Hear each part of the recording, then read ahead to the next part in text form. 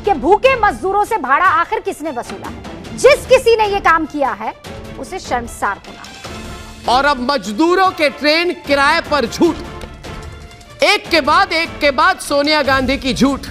मैं आपको बताना चाहूंगा कि दरअसल केंद्र सरकार की तरफ से जो फरमान जारी किया गया था वो कितना संवेदनहीन है। इस नोटिफिकेशन से साफ है कि रेलवे किराया वसूल रही है। देश में कोरोना संकट को देखते हुए सरकार ने लॉकडाउन को 2 हफ्ते के लिए आगे बढ़ा दिया है।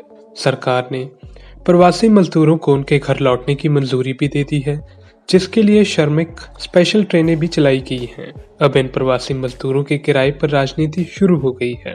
कांग्रेस अध्यक्ष सोनिया गांधी ने ऐलान किया कि इन मजदूरों के टिकट का पैसा कांग्रेस वहन करेगी।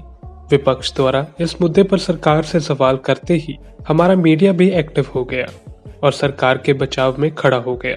अर्नब ने अपने शो में सोनिया गांधी द्वारा किए ऐलान को एक साजिश बताया।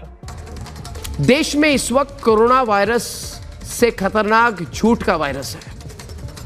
वो वायरस है जो कांग्रेस वाड्रा कांग्रेस फैला रही है।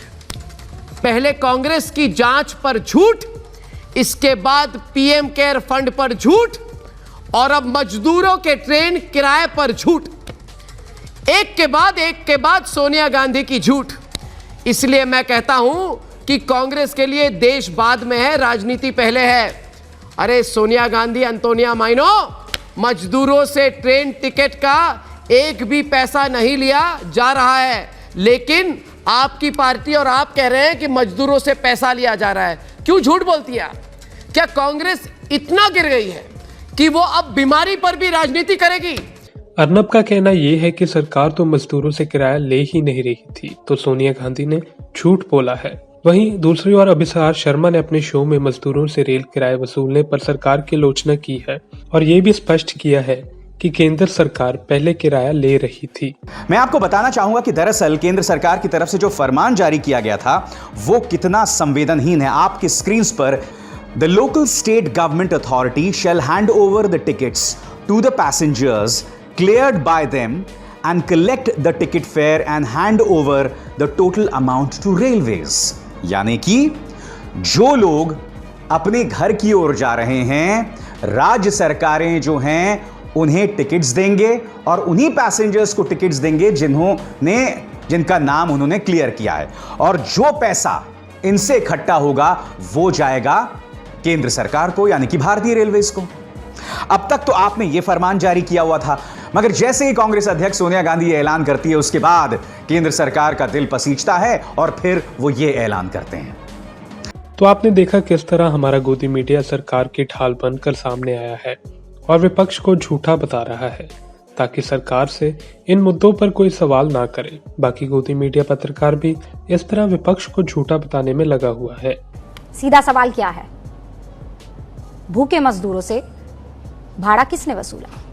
कांग्रेस ने इस पर सवाल उठाते हुए ऐलान किया है कि मजदूरों के किराए का पैसा पार्टी देगी, लेकिन रेलवे का कहना है कि मजदूरों से पैसा लिया ही नहीं गया, बल्कि उसने टिकट के दाम का जो 15% है वो राज्य सरकारों को देने के लिए कहा और मजदूरों से जो पैसा वसूला गया है वो राज्य सरकारों के नोडल एजेंसी ने वसूला है। आज सीधा सवाल में मालूम करना है हमको कि भूखे मजदूरों से भाड़ा आखिर किसने वसूला है। जिस किसी ने यह काम किया है उसे शर्मसार होना होगा। सच ये है कि श्रमिक स्पेशल ट्रेन के लिए भारतीय रेल किसी भी पैसेंजर से, किसी भी यात्री से कोई पैसा नहीं ले रहा है।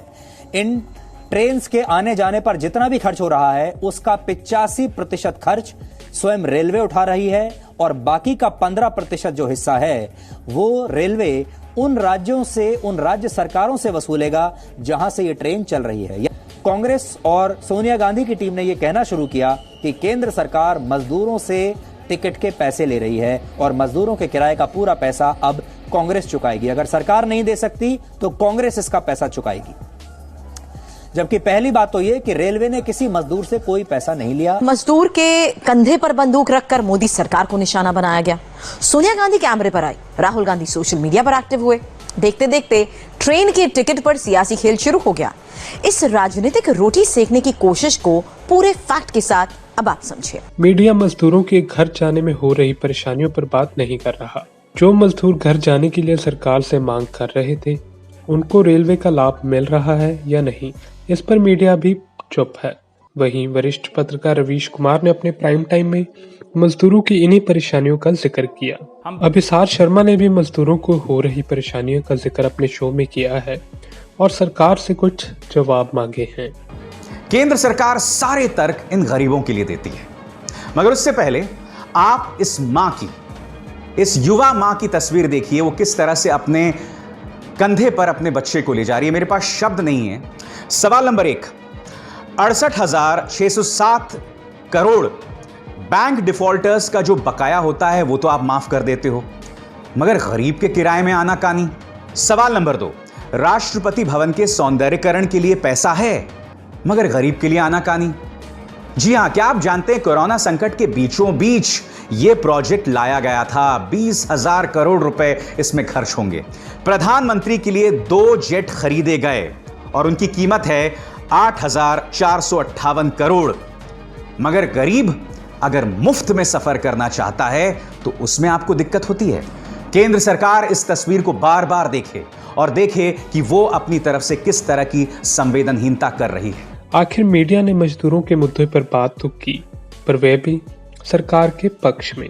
देश में मजदूर भूखा है, इस पर सरकार से सवाल नहीं किया, बल्कि विपक्ष को ही झूठा बता दिया। जो मदद के लिए आगे आया, चाहे जैसे भी हो। अब ये तो आने वाला वक्त ही बताएगा कि इस मुद्दे पर और कितनी सियासत होगी और असल में मजदूरों की कितनी सहायता होगी। Bureau report, Punjab today TV. If you like our channel, please subscribe, and to get notifications about news, please click the bell icon.